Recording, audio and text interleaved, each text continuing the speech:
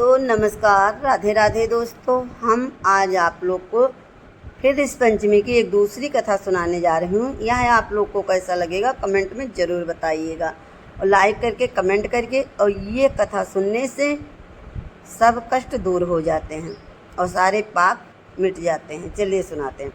युधिष्ठिर ने प्रश्न किया, हे देवेश, मैं अपने श्रीमुख से अनेकों व्रत को श्रवण किया। अब आप कृपा करके पापों को नष्ट करने वाला कोई उत्तम व्रत सुनावें। राजा ने इन वचनों को सुनकर श्री कृष्ण जी बोले, हे राजेंद्र, अब मैं तुम्हें इस पंचमी का उत्तम व्रत सुनाता हूँ, जिसको धारण करने से स्त्री समस्त पापों से छुटकारा प्राप्त कर लेती हैं। हे नृपो, पूर्व समय में वृद्धासुर का वध करने के कारण इंद्र ने उन पाप को 4 स्थानों पर बांट दिया। पहला अग्नि की ज्वाला में, दूसरा नदियों के बरसती जल में, तीसरा पर्वत में और चौथा स्त्री के रज में। वह राजस्वला धर्म में आ जाने अनजाने उसने जो भी पाप हो जाते हैं उसकी शुद्धि के लिए ऋष पंचमी व्रत करना उत्तम है। यह व्रत समान रूप से 4 वर्णों की स्त्रियों को करना चाहिए। इसी विषय में एक प्राचीन कथा का वर्णन करता हूँ। सतयुग में विदर्भ नगरी में स्नोजिक नामक एक राजा हुए। वे प्रजा का पुत्रवत पालन करते थे। उनके आचरण ऋषि के समान थे। उनके राज्य में समस्त वेदों का ज्ञाता, समस्त जीवों का उपकार वाला सुमित नामक एक कृषक ब्राह्मण निवास करता था। उसकी स्त्री जयश्री पतिव्रता थी। ब्राह्मण के अनेक नौकर चाकर भी थे।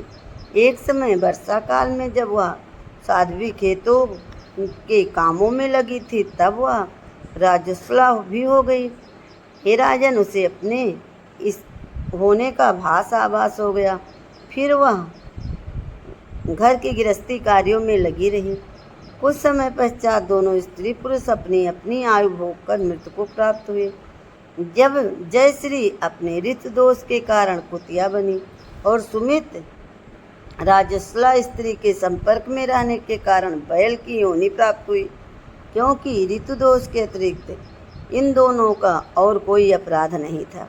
इस कारण इन दोनों को अपने पूर्व जन्म का समस्त बात याद रहा। वे दोनों कुतिया और बैल के रूप में अपने पुत्र सुमित के यहाँ पलने लगे।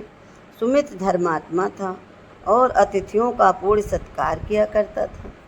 अपने पिता के श्राद्ध के दिन उसने अपने घर ब्राह्मण को जिमाने के लिए नाना प्रकार के भोजन बनवाए। उसकी स्त्री किसी काम से बाहर गई हुई थी कि एक सांप ने आकर रसोई के बर्तन में विष उड़ेल दिया। सुमित की माँ कुतिया के रूप में बैठी हुई यह सब देख रही थी। अतः उसने अपने पुत्र को ब्रह्म हत्या के पाप से बचाने की इच्छा से उस बर्तन को स्पर्श कर लिया। सुमित की पत्नी से कुतिया का यह कृत्य सहा ना गया। उसने एक जलती लकड़ी कुतिया के मारी। वह प्रतिदिन रसोई में जो जूठन आदि शेष रहती थी उस कुतिया के सामने डाल दिया करती थी, किंतु उस दिन क्रोध के कारण वह भी उसे कुछ भी नहीं दी। तब रात्रि के समय भूख से व्याकुल होकर वह कुतिया अपने पूर्व पति के पास आकर बोली, हे नाथ, आज मैं भूख से मरी जा रही हूँ। वैसे तो रोज ही मेरा पुत्र खाने को देता था, मगर आज उसने कुछ नहीं दिया। मैंने सांप के विष वाले खीर के बर्तन को ब्रह्म हत्या के भय से छूकर भ्रष्ट कर दिया था। इसी कारण बहू ने मारा और खाने को भी कुछ नहीं दिया। तब बैल ने कहा, हे प्रिय, तेरे पापों के कारण मैं भी इस यौन में आ पड़ा हूँ। बोझा ढोते ढोते मेरी कमर टूट गई। आज मैं दिन भर खेत जोतता रहा। मेरे पुत्र ने भी जो आज मुझे भोजन नहीं दिया और ऊपर से मारा भी खूब है। मुझे कष्ट देकर श्राद्ध को व्यर्थ ही किया है।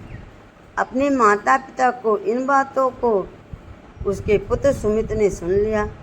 उसने उसी समय जाकर उसको भरपेट भोजन कराया और उनके दुखों से दुखी होकर वन में जाकर उसने ऋषियों से पूछा, हे स्वामी, मेरे माता पिता किन कर्मों के कारण इस यौन को प्राप्त हुए और किस प्रकार उससे छुटकारा पा सकते हैं। सुमित ने उन वचनों को श्रवण कर नामक महर्षि दया करके बाले पूर्व जन्म में तुम्हारी माता ने स्वभाव के कारण राजस्वला होते हुए घर गृहस्थी की समस्त वस्तुओं को स्पर्श किया और तुम्हारे पिता ने उसको स्पर्श किया। इसी कारण वे कुतिया और वे बैल की योनि को प्राप्त हुए हैं। तुम उनकी मुक्ति के लिए ऋतु पंचमी का व्रत धारण करो। श्री कृष्ण जी बोले, हे राजन, महर्षि सर्वतपा के इस वचनों को श्रवण करके सुमित अपने घर लौट आया और ऋषि पंचमी का दिन आने पर उसने अपनी स्त्री सहित उस व्रत को धारण किया और उसके पुण्य को अपने माता पिता को दिया। व्रत के प्रभाव से उसके माता पिता दोनों ही पशु योनि से मुक्त हो गए और स्वर्ग को चले गए। जो स्त्री इस व्रत को धारण करती वह समस्त सुखों को पाती है। बोलिए ऋषि पंचमी की जय।